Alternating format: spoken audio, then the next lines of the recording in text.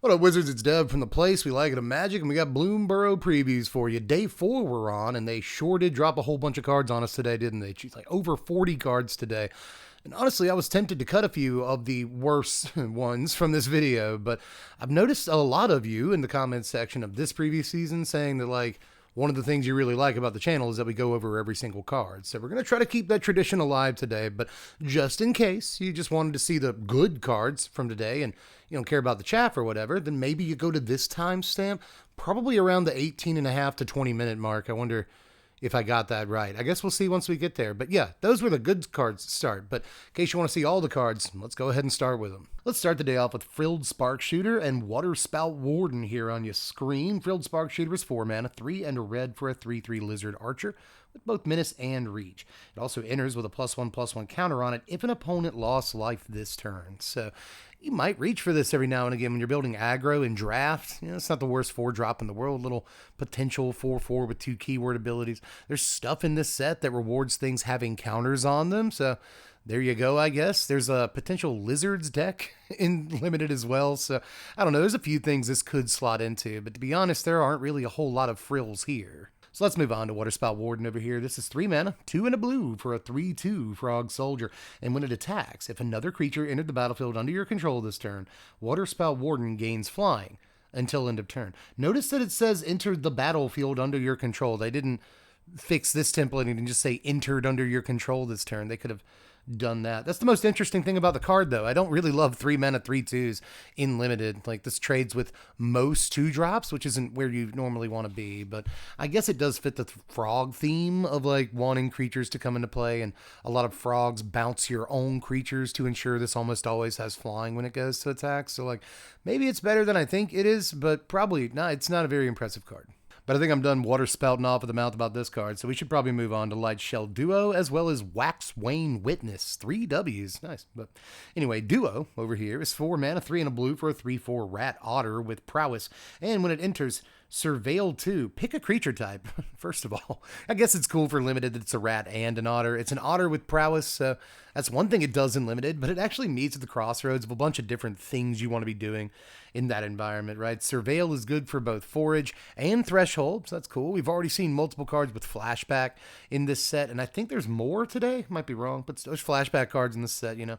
So a lot of things this card can be doing, and even if it's just in the Otter Prowess deck, it at least surveils too to make sure your next couple of draws are like things that actually trigger prowess, right? So again, a lot of stuff this does. Looks like a pretty unassuming card, and it kind of is. It's not that good, but still, there's a lot of Limited decks that can find a thing for this to do. Now, Bruce Wayne Witness over here is 4 mana, 3 and a white for a 2/4 Bat Cleric with flying and vigilance.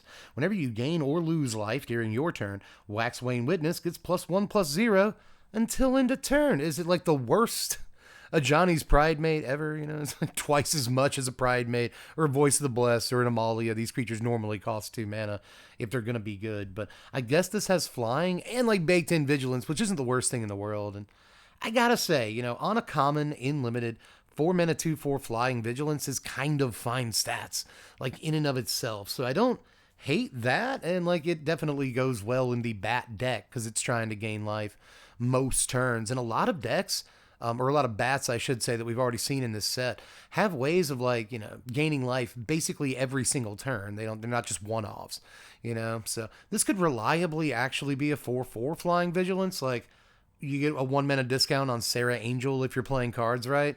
So I don't know, it's not terrible, but that's about all I have to say about it. So let's move on to a couple of removal creatures here. We got Wix Patrol as well as Driftloom Coyote. Wix Patrol, though, is 6 mana, 4 and 2 black for a 5/3 Rat Warlock. And when it enters, you mill 3 cards. When you do, target creature an opponent controls gets -X/-X until end of turn, where X is the greatest mana value among cards in your graveyard. So it's going to be kind of tough to control how big of a dude this can actually remove when it comes into play. And I don't love that about it, but you know, we've seen multiple Surveil cards in the set. We just saw a Surveil card, so it might be easier to control what's on top of your library than I think. And in that case, pretty good setups with this, you know, like the Rat deck Surveil, so you got that going for you.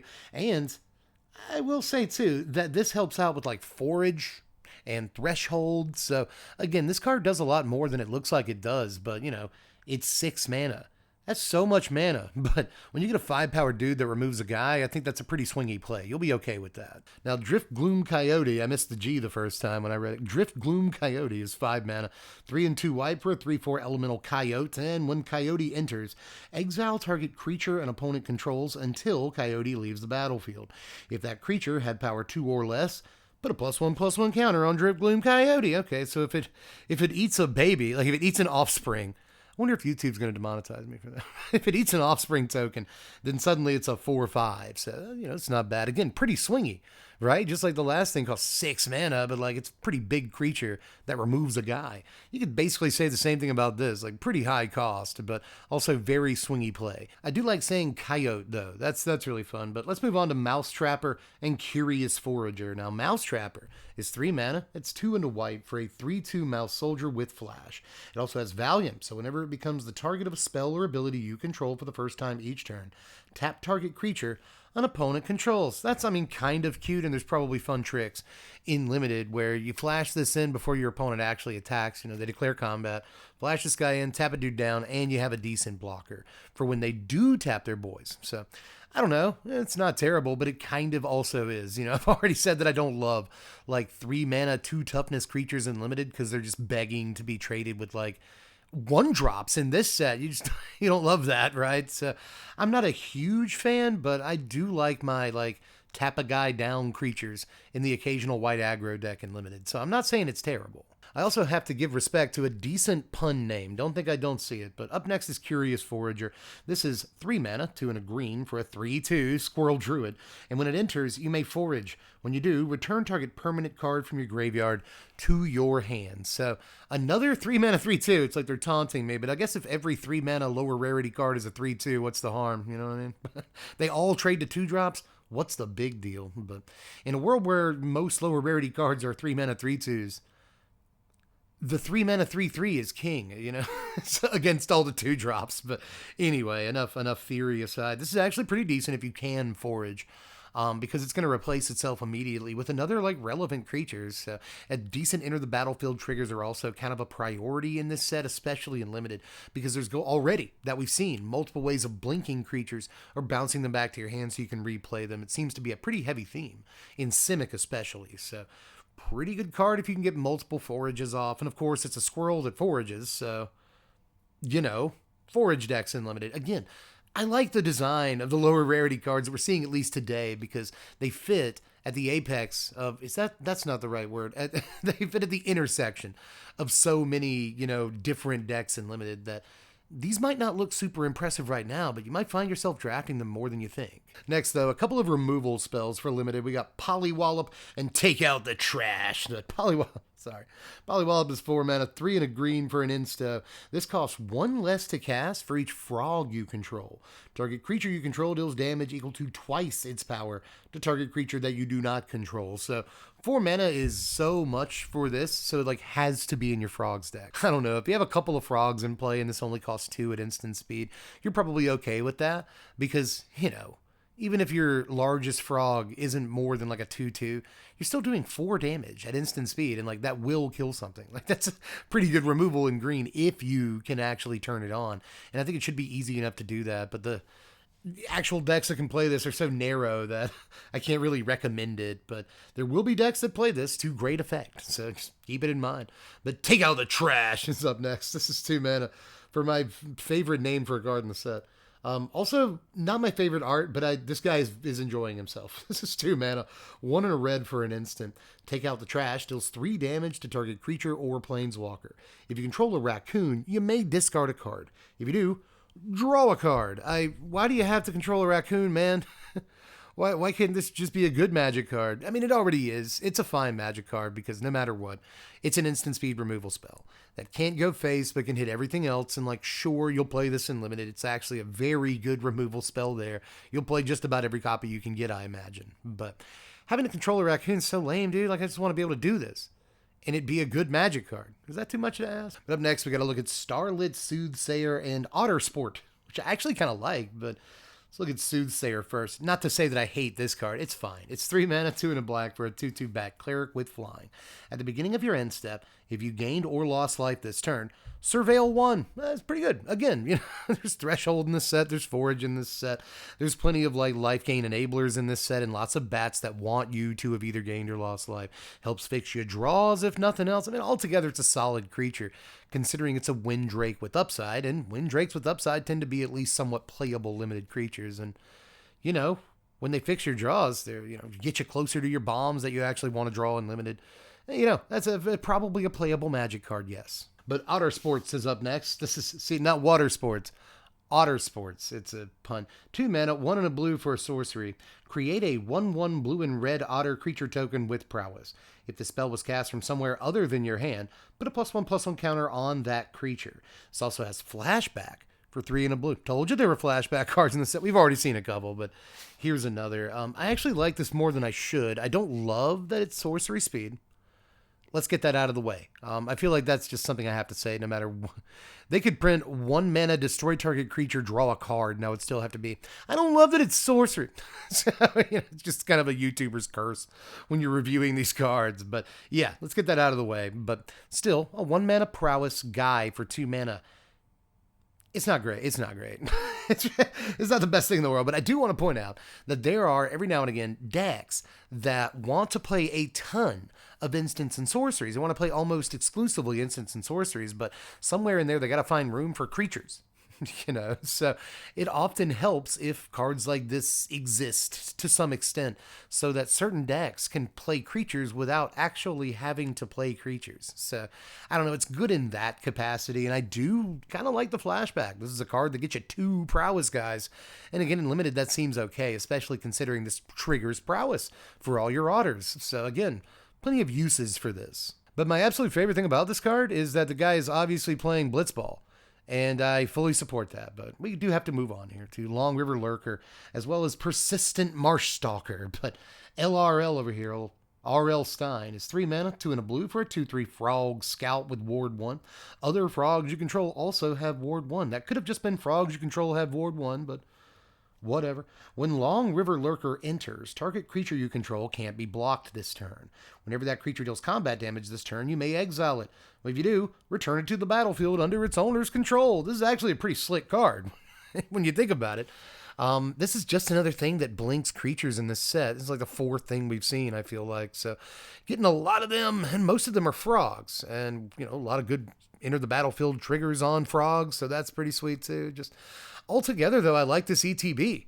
This ETB is sick, 3 mana might be a little bit too much to pay for a card like this in Standard, I'll say that much. But just the ETB trigger could be super, super relevant, and the rest of the card's text is kind of okay too if you got a bunch of frogs or whatever. But let's be real, probably not. So I'll move on to Persistent Marsh Stalker. Marsh Stalker is 2 mana, 1 and a black for a 3/1 rat berserker that gets +1/+0 for each other rat that you control. It also has Threshold. Whenever you attack with 1 or more rats, if 7 or more cards are in your yard, you may pay 2 and a black. If you do, return Persistent Marsh Stalker from your graveyard to the battlefield tapped and attacking. So it goes in every single rat commander deck.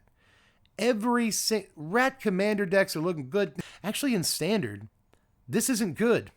But I do have to point out that, Lord Skitter is a thing, and that makes a bunch of rats over the course of a game. Song of Totentants, and you just attack for like 10 with this. Seems like a pretty easy line to make happen. And, we already had, the Sewer King or whatever it's called in Standard. The thing that, you look at the top 5 when it enters the battlefield, and you get, all the rats that you looked at from the top 5.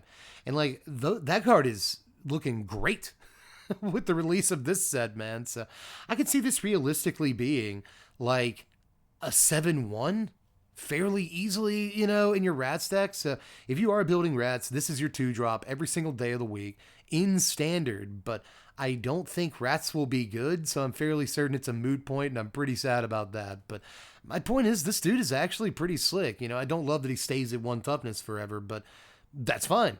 He'll probably kill whatever blocks him in combat or whatever he blocks, and then he'll just come back again. I'm talking about this dude way too long, but there are some things to be excited for with this guy. Also, just 15th reminder that we will be going back to Lorwyn sometime in the next year here. So Lorwyn has changelings. I think your brain probably finished my point for me, right? So, if all creature types matter, then stuff like this might potentially be very good. But we'll move on to Bark Knuckle Boxer over here, as well as Harnesser? It's not a word. Harnesser of Storms. That's what I meant to say. Bark Knuckle Boxer, though, is 2 mana, 1 and a green for a 3/2 Raccoon Berserker. And whenever you expend 4, Bark Knuckle Boxer gains indestructible till end of turn. So just gravy on a 2 mana 3/2. Starting on like your 4th turn. If you just spend your mana correctly, this guy will have indestructible for at least a couple of turns worth of time. And that could be really, really good. So I think this is actually pretty cool. I also like lines where, like, at instant speed, like your opponent tries to kill them or, you know, they block up against it, and you can spend 4 mana at instant speed to give him indestructible. That seems like a pretty good line too. So cool stuff about this guy. But again, I think he's mostly a limited special, but a good one. A Harnesser of Storms over here will probably get some people excited. This is 3 mana, 2 and a red for a 1/4 Otter Wizard. Whenever you cast a non-creature or otter spell, you may exile the top card of your library.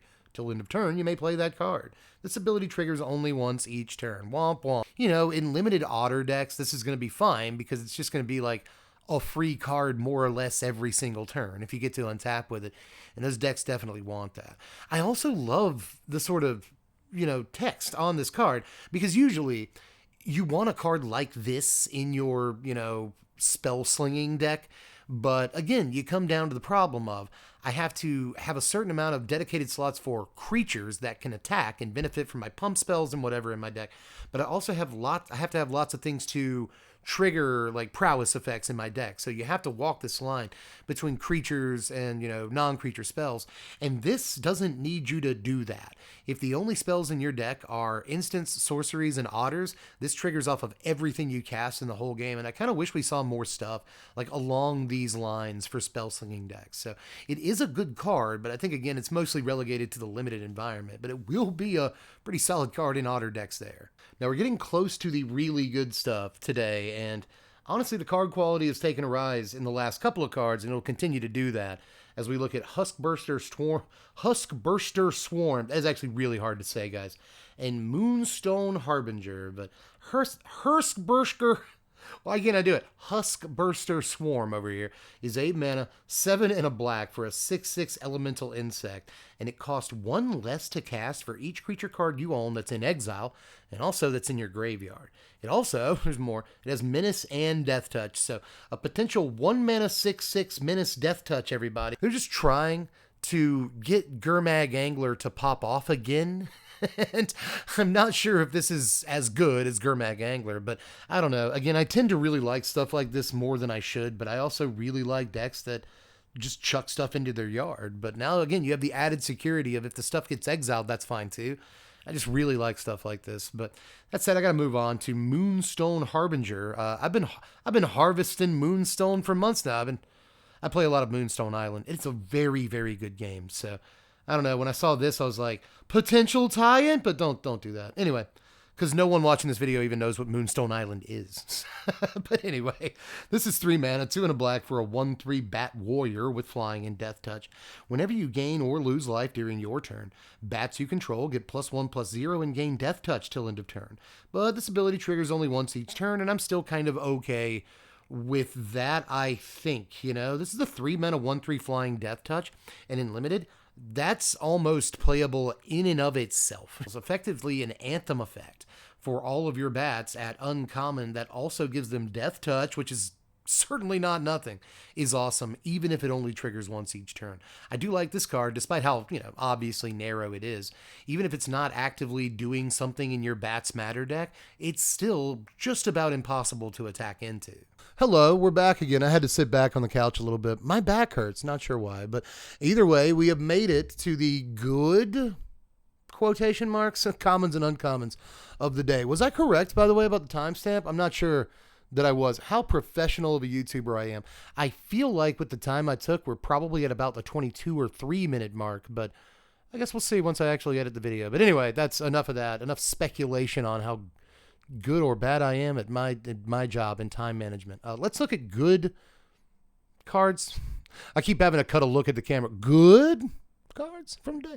These are obviously going to kind of ratchet up as we move through, and that means the worst ones have to be at the beginning, but that doesn't mean they're bad. So with that in mind, let's take a look at Gossip's Talent and Bandit's Talent. Now, Gossip's Talent is 2 mana, 1 and a blue for a class.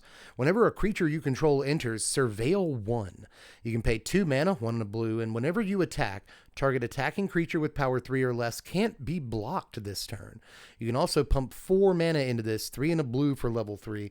Whenever a creature you control deals combat damage to a player, you may exile it and then return it to the battlefield under its owner's control. So really neat here. Repeat, enter the battlefield triggers, and just get kind of a pseudo vigilance. I don't mind that whatsoever, even though this does cost a total of 7 mana to get set up for level 3, but I don't know. Again, there's going to be some decks that are into it. I do kind of just like level 1.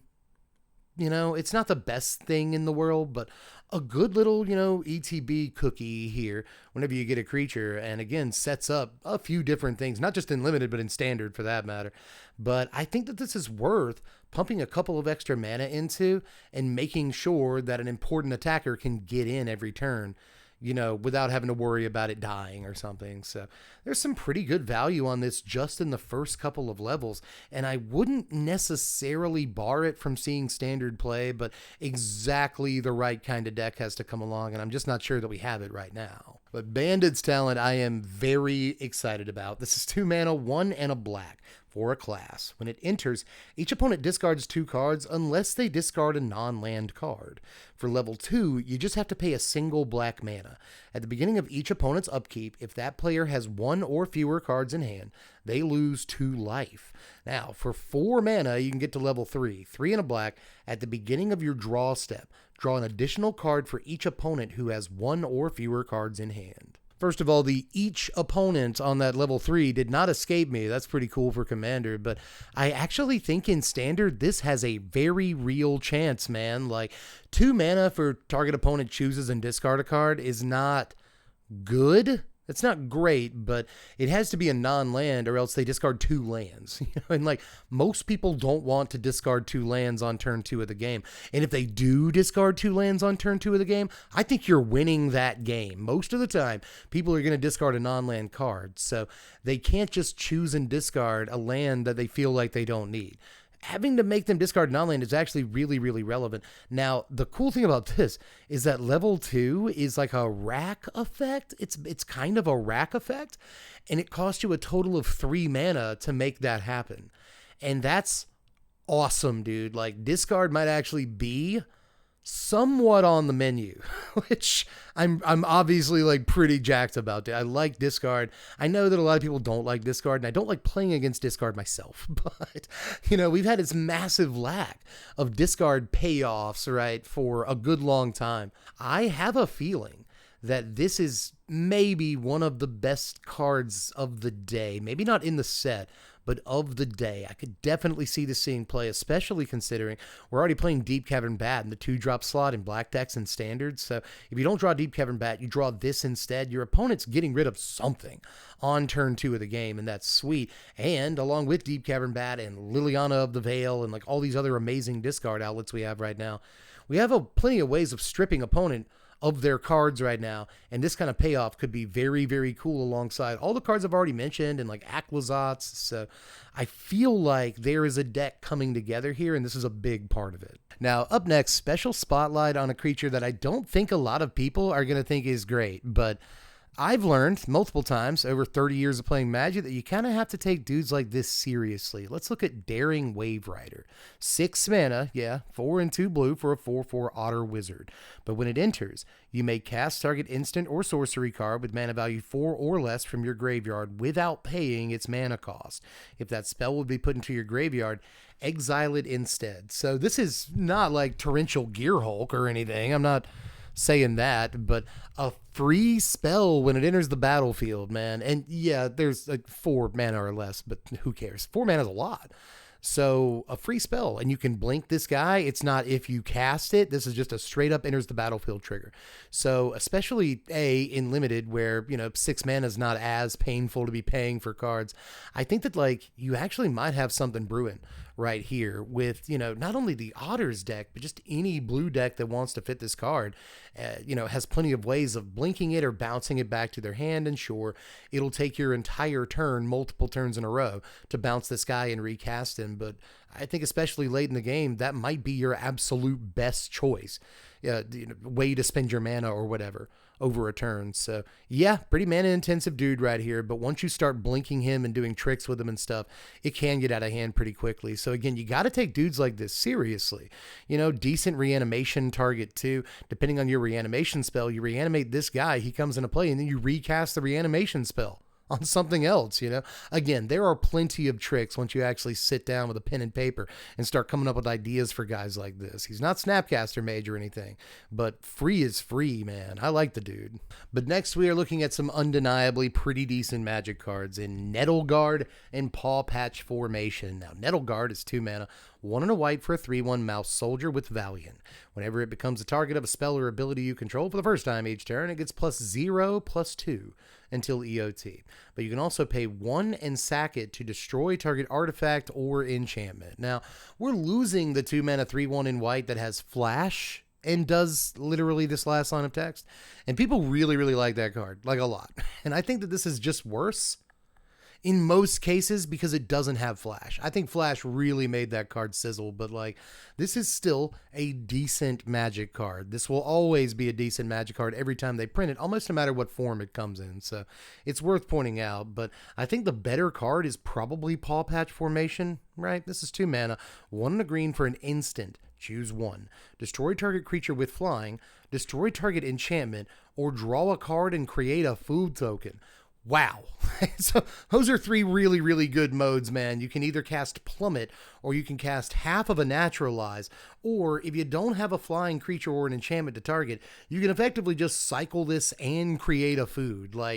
That is a much more powerful Magic card than I think it's going to look to a lot of people. This is a main deckable thing that can take out some stuff you might otherwise have to wait for it to come out of the board for. Really best of 1E kind of card here for the arena, but I still think this might have real best of 3 applications for grown-up Magic even, I play a lot of best of 1. I'm not trying to slight anybody. It's the format I play the most at this point, and I'm slightly ashamed by it, but shouldn't be. I am who I am, and that's fine. But still, in especially best of 1, I'm kind of excited to try this thing out. But again, man, just this spread of different options is so powerful on one card at instant speed for a very good cost. Up next, though, a couple of really good-looking blue 1-drops here. We got to look at Splash Portal as well as Into the Flood Mob. Portal over here is a single blue mana for a sorcery.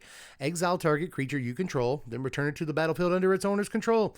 If that creature is a bird, frog, otter, or rat, draw yourself a card. So this especially is kind of killed by lack of instant speed. You want it, in this case, to be able to save one of your dudes, right? But if nothing else, this still gets points for being a single mana for blink your guy.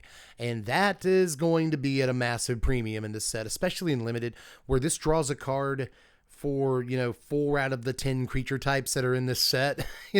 Chances are relatively high you can get this to pop off.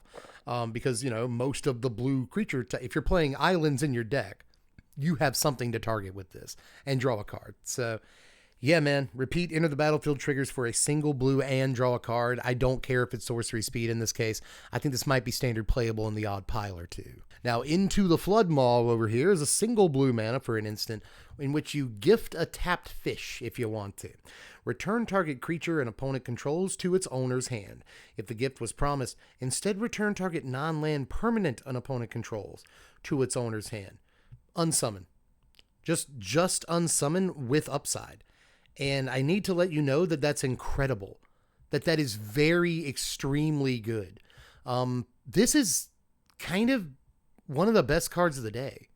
We lose Fading Hope in the upcoming format. We do keep Rona's Vortex, which I guess if you want a Fading Hope effect is pretty good, right? But still, every time you see what is effectively unsummoned with extra steps, and all those steps lead to great places, you really do have to point it out, because that's a good Magic card even in 2024. But in this case, being able to actually play this against a control opponent that doesn't have creatures, and you really don't care if you give them a creature, but you do get the most important thing they're playing off their side of the table, yeah, that's pretty good. Doesn't even have to be control, just anything with an important artifact, enchantment, or planeswalker or something like that. 1 mana at instant speed to mess up their plans for a whole turn can be exactly the tempo you need, even if they get a fish. And you might not even care, you know, in your aggro deck, your like blue-red deck, maybe all your guys fly anyway, so like big deal if I give you a fish, you know? So a lot of cool things about this card. I think it replaces Fading Hope, and even though it's probably not as good as Fading Hope, because that card is unbelievably good and annoying, it's still going to do an awful lot of work in the right decks. But next we got to look at Hidden Grotto and Plume Creed Escort here. But Grotto is a land, and when it enters, Surveil 1. You can tap it for colorless, or you can pay 1 and tap it to add a mana of any color. This is just a strictly better version of a card they like just released. I'm pretty sure they just released a thing that saw play in mono red for a good bit of time. There's like a 2 of in mono red, where when it ETBs, you scry 1, but it's functionally exactly the same card. This card is bonkers. This card is, again, I have to feel like this card is like one of the best cards of the day. First of all, it's common, so it's pauper playable, and that might matter for what it's worth. But this is, you know, there are Surveil lands in Standard right now that enter the battlefield tapped, and they're rare. Like, sure, they make a couple of different colors of mana. They're dual lands, but like, and this doesn't make any mana unless you pump mana into it. Like, I get that it's different, but you also need to understand that a Surveil land that enters play untapped is good. I understand that there was like just one of these not long ago. I think it was a desert, and I freaked out about it thinking it was great, and it hasn't seen much play. But the more of these we get, kind of the better they get, especially if there is a colorless matters kind of deck. Then you're just going to play effectively 8 copies of like this card, you know? So I just really like stuff like this every time I see it, and I'm going to support it. It's an untapped land that surveils is always going to be good to me, at least, but we'll move on to Plume Creed Escort. This is 2 mana, 1 and a blue for a 2/1 bird scout with flash and flying. And when it enters, target creature you control gains hexproof until end of turn. What a card, man. What a magic card, you know? Like, I would say that, you know, the Otter decks would normally want something like this that saves one of their dudes, but like triggers prowess, and this doesn't do that, sure, but still, this is a 2/1 flyer for 2 mana that counters a spell. Like, this puts you up so much, man. Like, there's a lot of like scenarios for spell slinging decks where, you know, I'd actually rather put this in the context of playing against a spell slinger deck, you know, like let's say that they flashed in a fairy mastermind or some similar, you know, good creature on their last turn, and you're now currently attempting to remove that creature. The worst thing I feel like your opponent can have in that scenario is another creature that counters, like a body that counters a spell. You know what I mean? Like, if it's just a counterspell, you got a counterspell out of their hand. But now they get to counter your removal spell and beat down on you for an additional 2 mana or 2 damage every single turn. Like, this isn't Spell Queller, and I don't want to call it Spell Queller, but for these kind of tempo-based decks, this is effectively Spell Queller, because like the only spells they care about are spells that kill their guys. And like, okay, I'll counter your go for the throat and get a body. Like, jeez, it just seems backbreaking to me, dog. So I actually think this card is kind of bananas. That said, though, we got 3 more uncommons to look at before we get to the rares today. So there's some really good stuff. I feel like some of these uncommons are like better than the rares we'll look at today by a good margin. So I hope you elected to watch this part of the video too. Anyway, Clifftop Lookout and Vine Reap Mentor are our next couple of uncommons we want to peep here. But Clifftop Lookout, I think, might actually have a real future, not just in Standard, but Commander as well. Let's read this card, man. This is 3 mana, 2 and a green for a 1/2 Frog Scout with Reach. When it enters, reveal cards from the top of your library until you reveal a land card. Put that card onto the battlefield tapped, and the rest on the bottom of your library in a random order. So we're not looking at the top 4 to 6 cards of our library. Like, none of that nonsense. We cannot whiff on this. It is literally impossible to whiff, and it hits any land, so we don't feel like we have to play, you know, like basic lands in our deck if we don't want to, and that is phenomenal. AJ Styles, like that is very, very good to me, dude. Like, this can hit a dual land. This can hit a Surveil land that is not only a dual land, but, you know, also surveils. when it comes into play. It's like, again, this can hit anything. It could even be a boat, but, you know, in Commander, it could be a Gaia's Cradle, or a, you know, Nykthos or whatever. You know, it could be the most magical Christmas land that you've ever had in your life. But even if it's not, it's ramp, dude, on a body, guaranteed, that doesn't force basics into your deck. And I think that that is very standard playable. Also, by the way, Frog with a good ETB trigger. So good in the Frogs deck in Limited, just good in the Frogs deck, period. But good in the green deck, you know, just you playing green is a card to consider. But Vine Reap Mentor, y'all, I feel silly saying this about so many uncommons today, but this is, if not the best uncommon of the day, it's like in the top 3, certainly. Vine Reap Mentor is 2 mana, a black and a green for a 3/2 Squirrel Druid. And when it ETBs or dies, create a food token. So, like, we already know this is a good Magic card, right? We already know that Bloodtithe Harvester is a good Magic card, right? We don't have to be told that. And this is really, in some ways, better than Bloodtithe Harvester. But a 2 mana 3/2 that creates an artifact when it comes into play. That artifact is very relevant, especially for certain decks. And I think you could actually argue that food will be more relevant for more decks in Standard than blood tokens were. Because blood tokens are pretty relevant for, like, vampires. They're pretty relevant for aggro and all. But food tokens are relevant for food decks. There are just more food decks than there are blood decks. And the food decks have, in general, a higher card quality than any of the blood token-centric decks ever had, too. So there's that. But then there's just random mid-range decks. You know, like with this and Restless Cottage in your deck, your green-black mid-range deck is making a lot of food and gaining a lot of life. Even if it does not care about food at all, you're staying in the game in your Golgari, like, mid-range deck, like, pretty easily, because you know, you're making so much food, dude. And you can find ways to leverage these artifacts in ways beyond just gaining life with them. And the fact that, like, this is effectively going to create 3 permanents for 2 mana is a little bit busted in a lot of ways. You know, a 2-drop that can gain you 6 life, a 2-drop that can put 2 artifacts into play, a 2-drop that immediately puts an artifact into play. Like, all of these are really, really good things. So I really think this card is unbelievably good, and I honestly don't think I should have to explain it too much. We lived through Harvester, so we know this card's great. But our last uncommon of the day is also our newest card of the day, but I do think that a lot of people are going to speculate that this is the most relevant card that we saw all day, regardless of rarity. But I'll let you be the judge. Let's look at Long River's Pull, LARP over here, or LURP. I feel like that's a noise a frog would make. LURP is 2 mana, both of them blue, for an instant. Gift a card, if you feel like it. Counter target creature spell. If the gift was promised, instead counter target spell. Okay, this is not Counterspell. It isn't, but it also, like, kind of is a little bit, you know. In your control deck, you want to be the one getting card advantage. I'm fully aware of that. You do not want to just be passing out free card advantage. Hey, you want some cards? Have some cards. But I will say that if you're countering, like, the most relevant spell they'll cast that game, big whoop that you're giving them a card. Like, you care a little bit, but you don't care that much. You know what I mean? Like, if you're casting the thing that's going to win them the game, or the thing they built their entire deck around, or the thing they've been waiting 4 turns to get to, and they finally played their 5th mana, and they can play the spell now. Okay, whatever. You just you just do away with whatever it is, and here, have yourself a card. It's probably a land. Almost no matter what they draw, this is still really, really good.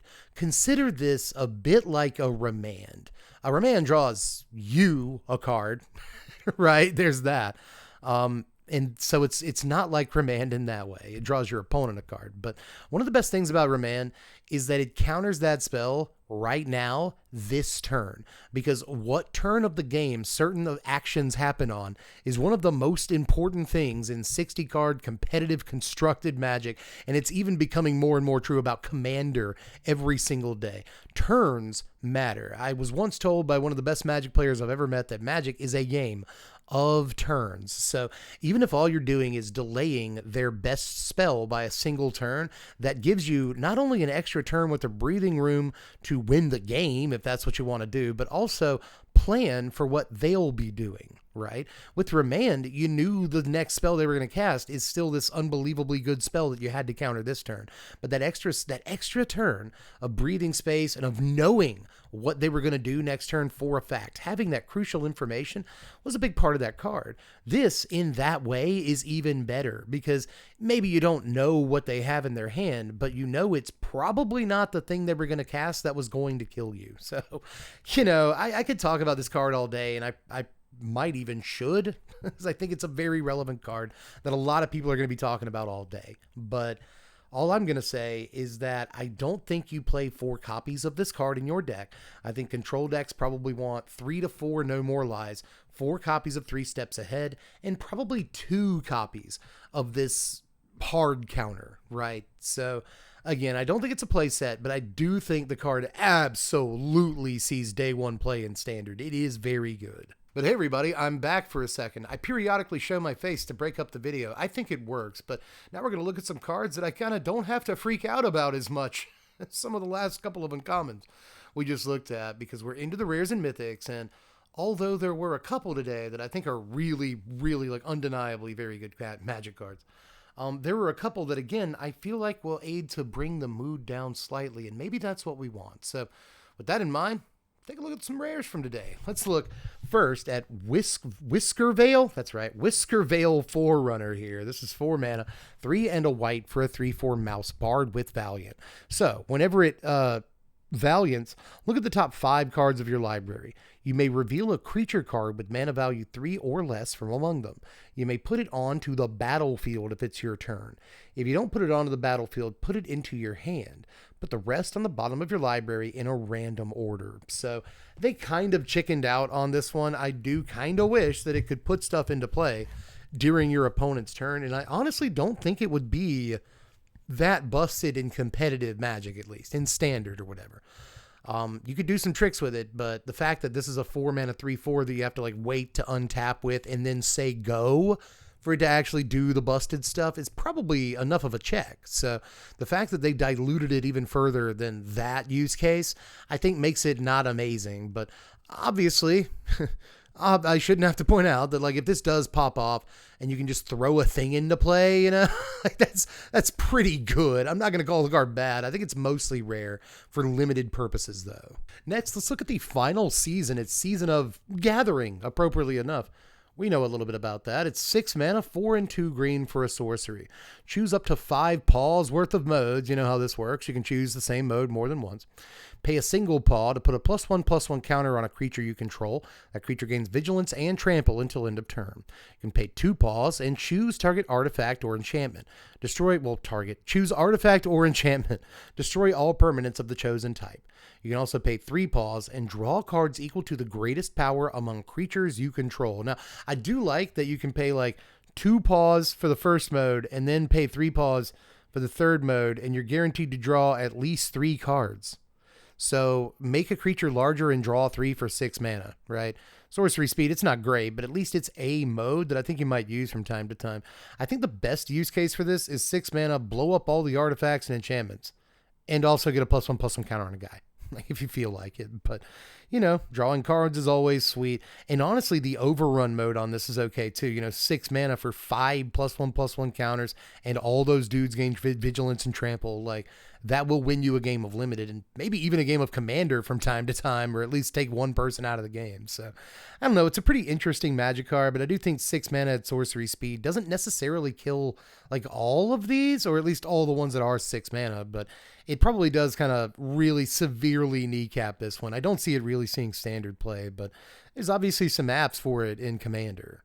Speaking of interesting looking Commander card, but like maybe there's more to this than there appears in Standard. Let's take a look at Wishing Well. This is 4 mana, 3 and a blue for an artifact. You can tap it to put a coin counter on it. When you do, you may cast target instant or sorcery card with mana value equal to the number of corn counters? You may cast target instant or sorcery with mana value equal to the number of coin counters on Wishing Well from your graveyard without paying its mana cost. If that spell would be put into your graveyard, exile it instead.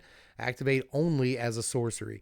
Giant, massive boo to the activate only as a sorcery here. I think they did that to make the card less annoying, to be honest, but I like when Magic cards are good. And, if you could tap this to potentially counter a spell, I think that would be...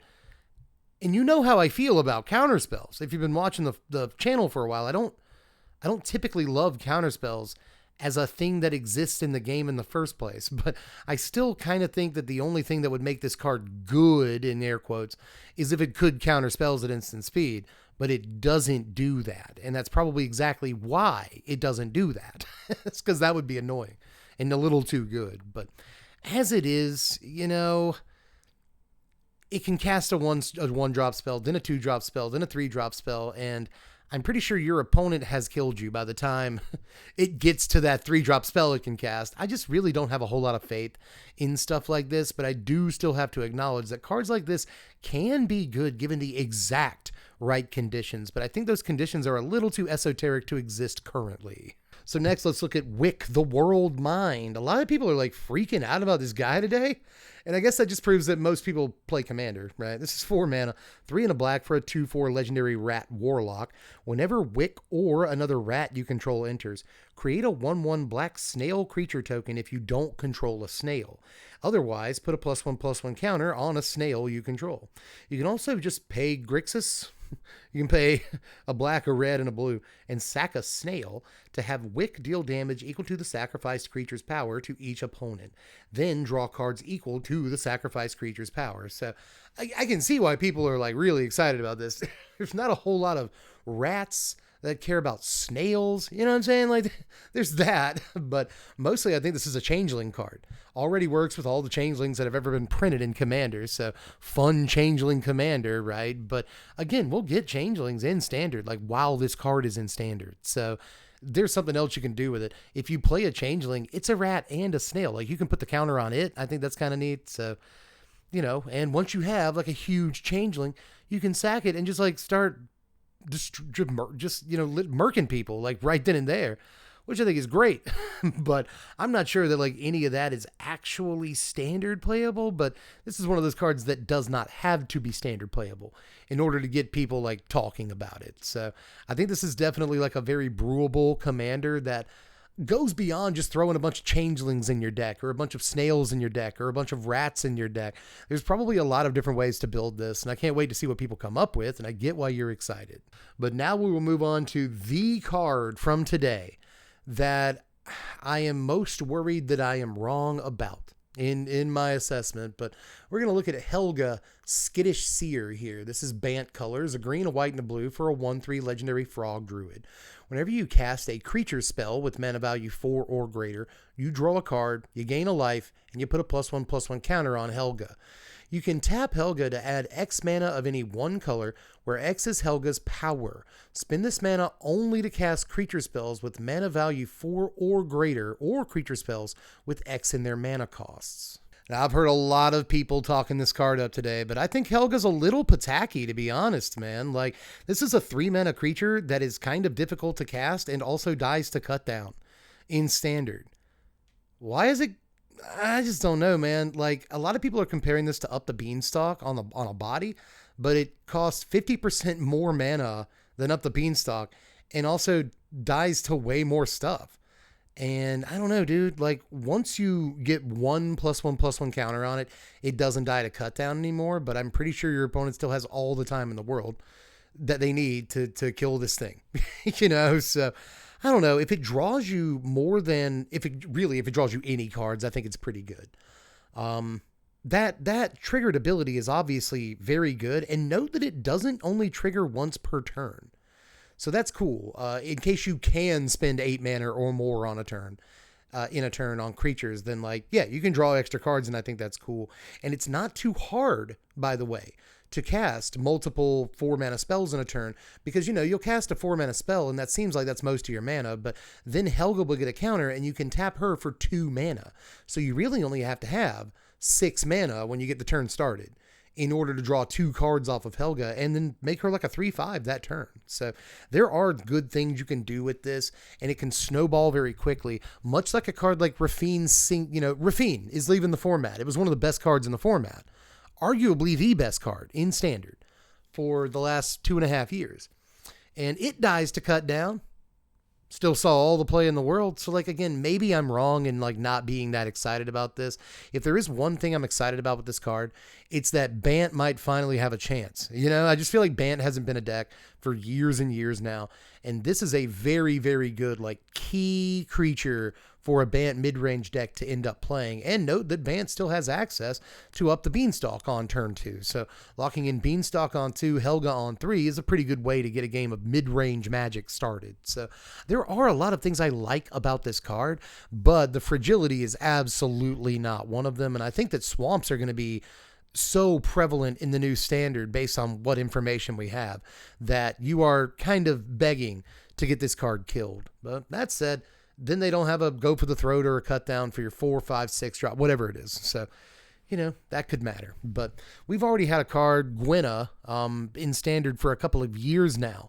That is a 3-drop that dies to cut down and can tap for 2 mana to cast creature spells and like some of the same stuff this does. Sees zilch play, baby. So if something is going to make this card see play, it's the fact that it draws a bunch of cards and like grows as the game goes on and all that.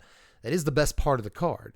But is it enough to justify playing a 3-mana 1/3? Time will tell on that, but it's not looking great. But we got to move on here eventually. Helga's another one I could talk about all day, but seems like everybody else is, you know. But Hearthborn Battler is up next. This is 3 mana, 2 and a red for a 2/3 Lizard Warlock with haste.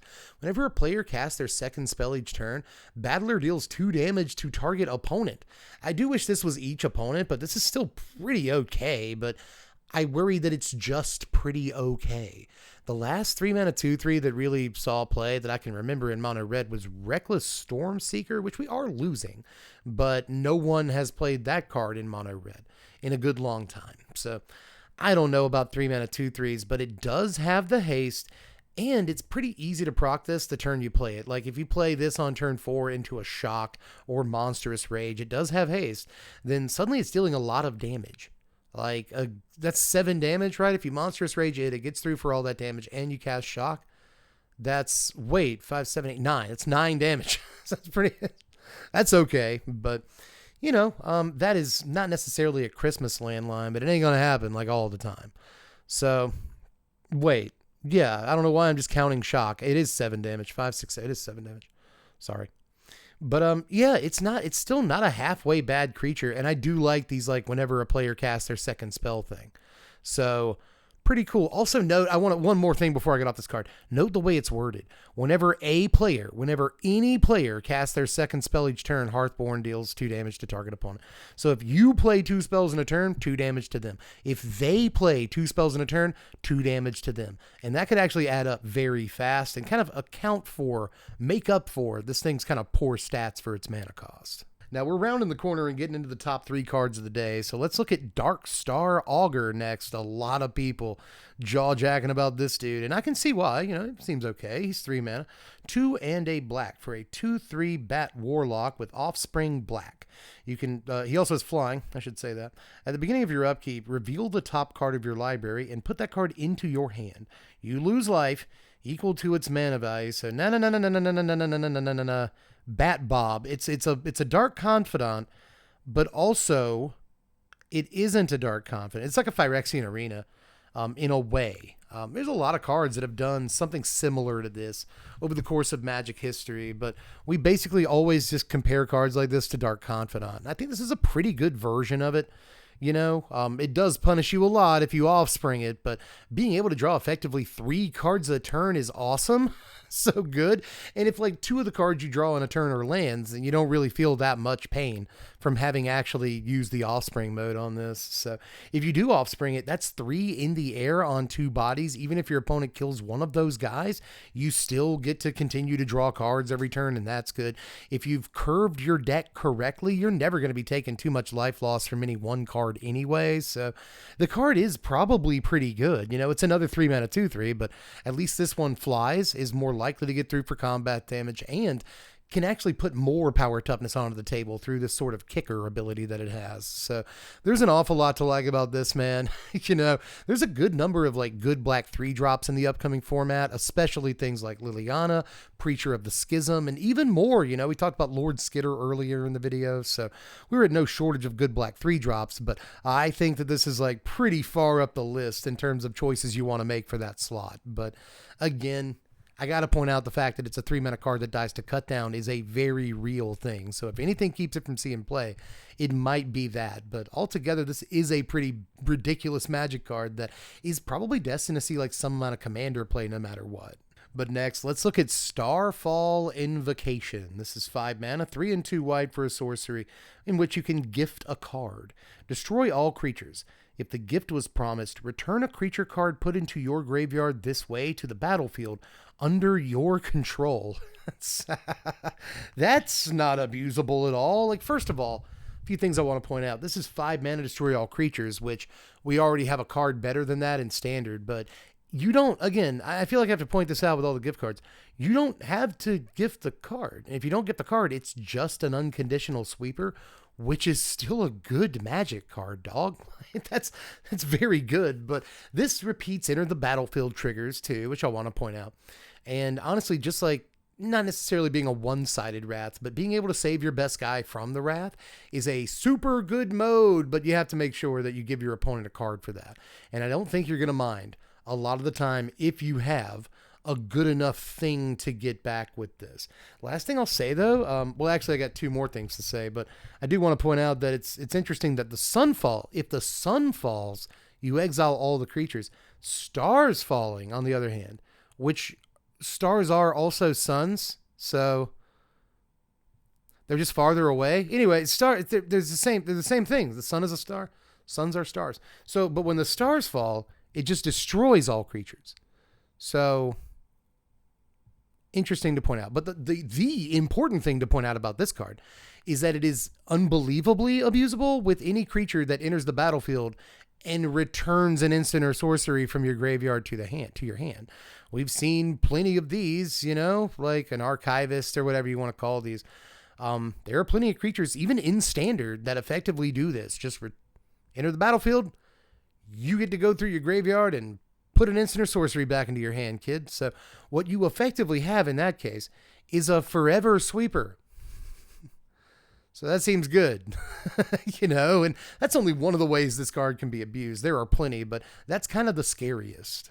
But my favorite card of the day might actually surprise you. It's Mockingbird. This is X and a blue for a bird bard with flying, and it's a 1/1, but you can have Mockingbird enter as a copy of any creature on the battlefield with mana value equal or less to the mana that you spent to cast it, except it's a bird in addition to its other types and has flying. Yeah, man, I've seen a lot of people overlooking this card today, calling a bunch of other cards better, and just basically freaking out over 3 or 4 of the cards I've already freaked out about today while not saying a word about the bird. And the bird is, in fact, the word, man. This is a very good Magic card that verges on broken. Seriously, it's like 3/4 of the way to being busted. And it might even be all the way there, dude. Like, first of all, a couple of things I want to point out is that this does not say that it copies a creature with mana value equal to X. This copies a creature that is equal to the mana you spent to cast Mockingbird. So it counts the blue mana that you're spending, not just the X. So if you want to copy a 2-drop, you spend a total of 2 mana. X equals 1 in that situation. That's awesome. It can also copy something with less mana value than what you spent. And basically what that translates to is that you can pay a single blue mana and copy any token on the table. And it's on the table. At first I read this as any creature you control, but it's any creature on the table. So if your opponent played a Sheldred, you can play a Sheldred for 4 mana for the same thing they cast their Sheldred for. Or any creature for that matter. So copies whatever your opponent's doing for the exact same mana cost, but also it has flying, so it's usually going to be better than whatever you copied. That's awesome. It's also a clone that can copy, 1, 2, 3 drops for a really reasonable cost, You don't see a whole lot of clones besides like Phantasmal Image or whatever, that can copy, you know, a 2-drop for 2 mana. A clone is usually starts at 4 mana. Sometimes it's 3 or whatever, but a lot of clones are 4 mana, and so you mostly just want to clone stuff that's like 4 mana and up. And if you are cloning 2-drops, you don't feel great about it, right? But in this case, you can clone a 1 or a 2-drop for 1 or 2 mana and give it flying.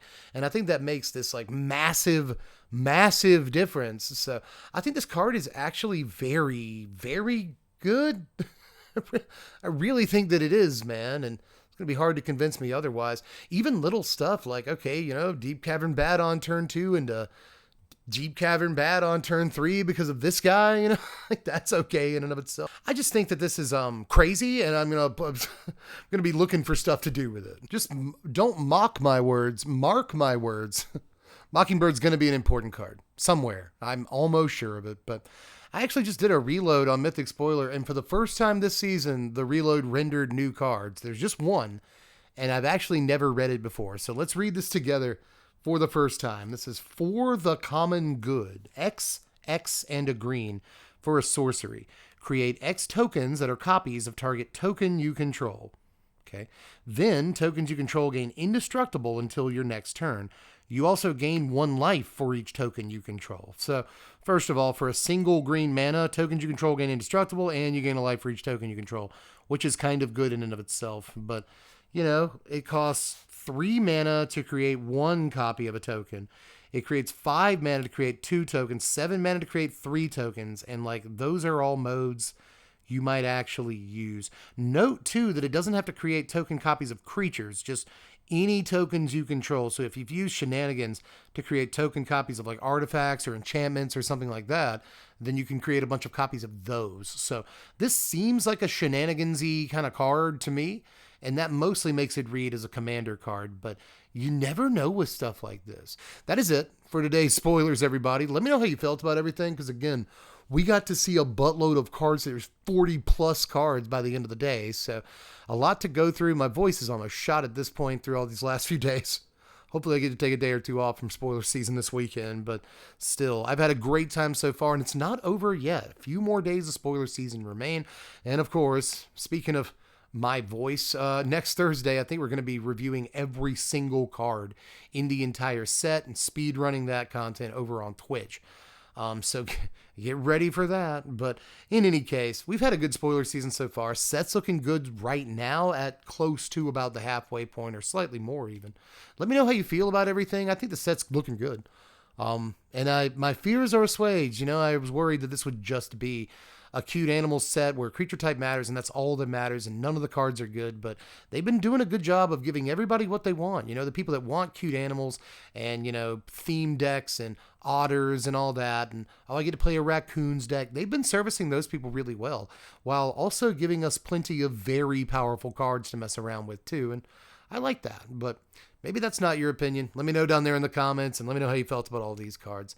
And that's about it. I guess do all the YouTube stuff on your way out. Like the videos, share the videos, subscribe to the sandwich. Check out the Patreon in order to actually support me still continuing to do this. Can you imagine a world where next spoiler season there was no dev spoilers? It's a very real possibility. That Patreon doesn't shape up. But anyway, that's all I've got. Just check that stuff out. Links in the description to not only that, but also like other previous spoiler videos we've done this season and the new series I'm doing over on my other channel.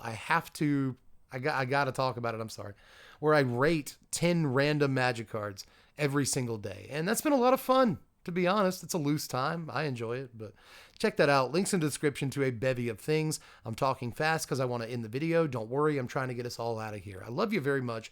I am Deb from the place, and I'll catch you cats later. Spread love and be kind.